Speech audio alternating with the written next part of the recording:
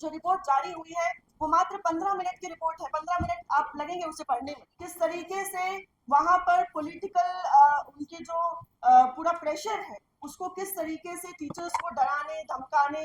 Students को victimise करने, non teaching staff को विक्टिमाइज करने के लिए किया जा रहा होगा।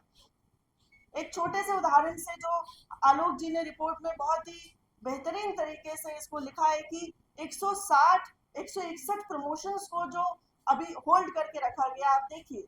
ये एक बहुत स्ट्रॉन्ग मैसेज है हमारे जेंसीज को जो वुड बी एकेडमिशियंस होने वाले।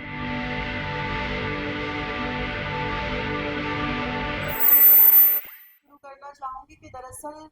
ये प्रेस कॉन्फ्रेंस दरअसल आज प्रेस के उस पूरे पहलू को, उस पूरे रूप को सेलिब्रेट करने का भी एक मौका है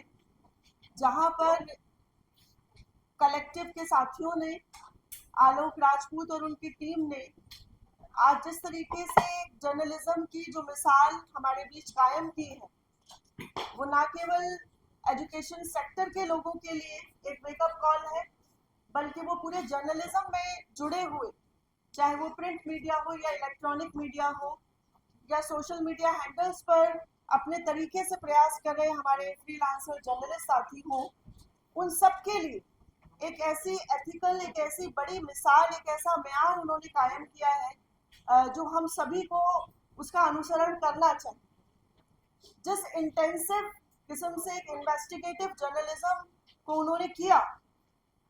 7 केसेस के लिए 317 पेजेस की रिपोर्ट को, आर्काइव को तैयार करके ओवर द इयर्स लगभग 2020 से लगातार उन डॉक्यूमेंटेशंस को करना,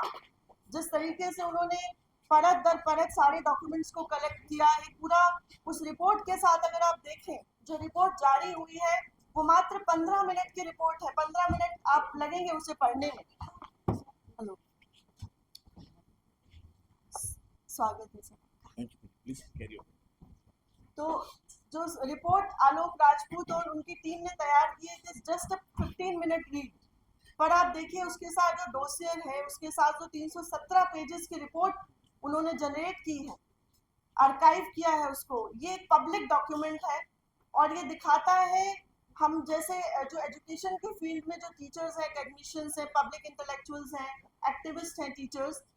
उनके लिए भी ये एक संदेश है, एक मैसेज है कि हमें भी अगर वाकई में हम इन मुद्दों को लेकर सीरियस हैं तो हमें उस तरह के एक इंटेंसिव पेनफुल किस्म से जो उन्होंने पूरा पेन लेकर उसको एक इन्वेस्टिगेशन किया है, वैसा काम हम सभी लोगों को मिलकर करना होगा। जिस तरीके से, और ये पूरी रिपोर्ट जो है वो जो हमारा हायर एजुकेशन का पब्लिक पॉलिसी मेकिंग है उसके लिए बहुत ज़रूरी एक जो है पृष्ठभूमि का काम करेगा। और इस तरह की तमाम रिपोर्ट्स आने वाले दिनों में जो ये रिपल क्रिएट किया है आलोक जी ने, उनके साथियों ने, जो ये रिपल बहुत दूर तक जाना चाहिए। ये अपील भी हम आज इस मंच से अपने प्रेस के साथियों से करेंगे कि भले छोटी छोटी स्टोरीज को लें, एक एक दो स्टोरीज को लें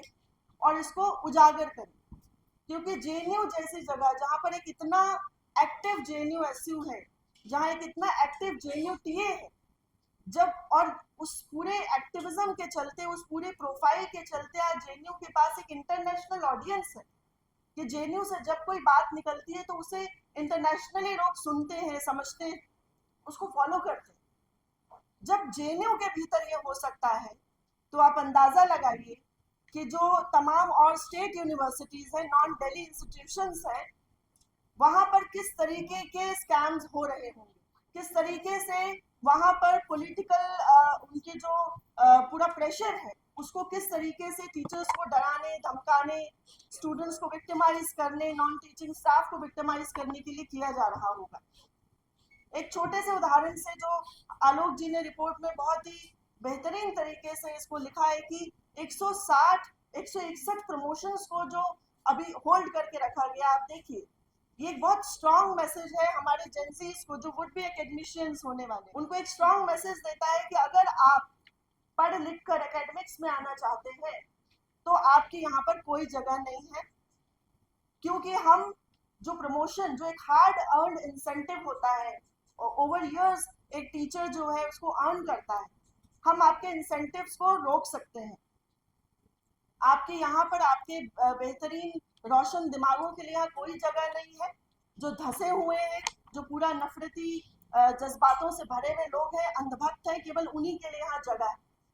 तो ये एक स्ट्रॉन्ग मैसेज न केवल इस रूप में दे रहा है, बल्कि इस रूप में भी दे रहा है कि जो टीचर्स,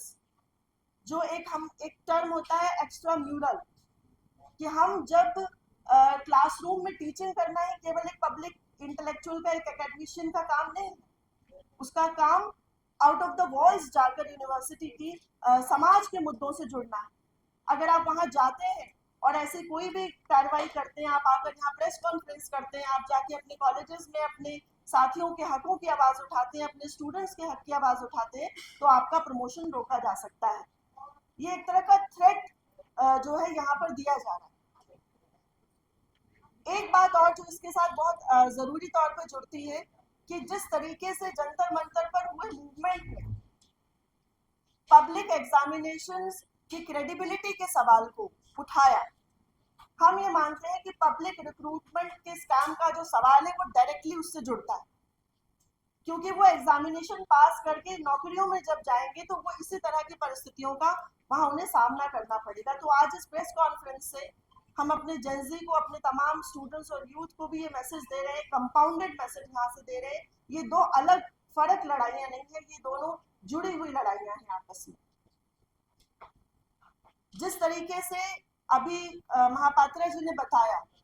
कि एक प्रोफेसर जो जेएनयू छोड़कर गए क्योंकि उन्हें प्रमोशन नहीं दिया जा रहा था, और उन्हें जब उन्होंने अप्लाई किया दोबारा प्रोफेसरशिप के लिए, तो उन्हें रूल्स रेगुलेशंस और प्रोविजन नहीं होने का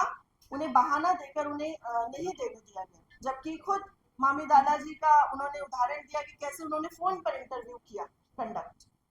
तो एपीआई की पूरी राजनीति को आप देखिए, वो एपीआई, वो रूल्स, जितने भी प्रोविजंस हैं, वो सब जो बेहतरीन कैंडिडेट्स हैं उनको एक तरह से जो है मार्जिनलाइज करने के लिए उसका इस्तेमाल किया जा रहा है। क्योंकि यहाँ तो हम देख रहे हैं कि ये 7 लोग जो यूजीसी गाइडलाइंस को, रेगुलेशंस को फॉलो नहीं करते, उन्हें आसानी से एंट्री मिल जा रही है, और वो लोग जो इतनी मेहनत करके आ रहे हैं उन्हें कोई उनको उनको उनको जो है इंटरव्यू देने का भी मौका नहीं दिया जा रहा है।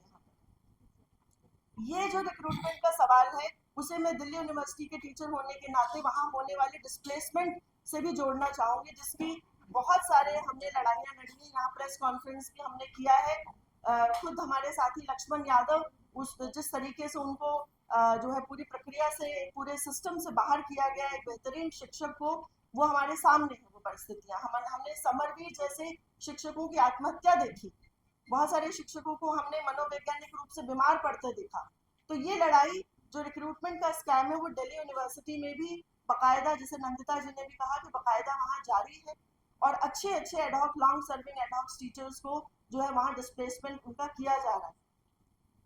वीबीएसए का सवाल जो मैं आखिर में इस बात को यहाँ जोड़कर अपनी बात खत्म करूंगी, कि जो विकसित भारत शिक्षा अधिष्ठान जो एक आया है वीबीएसए, जो पहले HECI के नाम से था,